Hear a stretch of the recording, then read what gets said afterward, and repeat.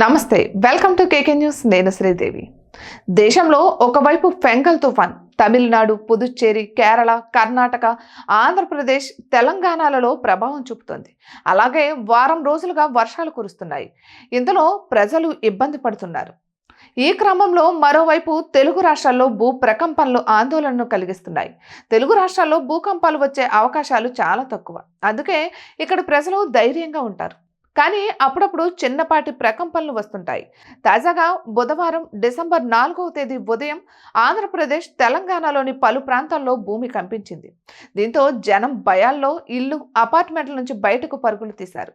తెలుగు రాష్ట్రాల్లోని పలు జిల్లాల్లో 2 సెకండ్ల పాటు భూమి కంపించింది. దీంతో ఇల్లు, అపార్ట్మెంట్ల నుంచి ప్రజలు భయంతో బయటకు పరుగులు తీశారు. ఏపీలోని విజయవాడలో కొన్ని సెకండ్ల పాటు భూమి కంపించింది.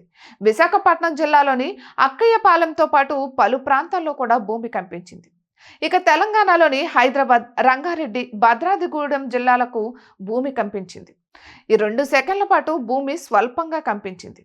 ఇక జగ్గైపేట పట్టణంతో పాటు గ్రామాల్లో కొత్తగూడెం, మునుగోరు, భద్రాచలం జిల్లా, చెర్ల, చింతకాని, నాగులవంచ జిల్లా మండలాల్లోనూ భూమి కంపించింది. అలాగే వరంగల్, కరీంనగర్, పెద్దపల్లి, మంచిర్యాల జిల్లాల్లోనూ భూ ప్రకంపనలు రెప్పపాటులో సంభవించాయి. దీంతో ప్రజలు ఇళ్ల నుంచి బయటకు పరుగులు తీశారు. ఇళ్లలోని గిన్నెలు, సామాగ్రి కింద పడ్డాయి. తాజా ప్రకంపనలను అధికారికంగా నిర్ధారించాల్సి ఉంది.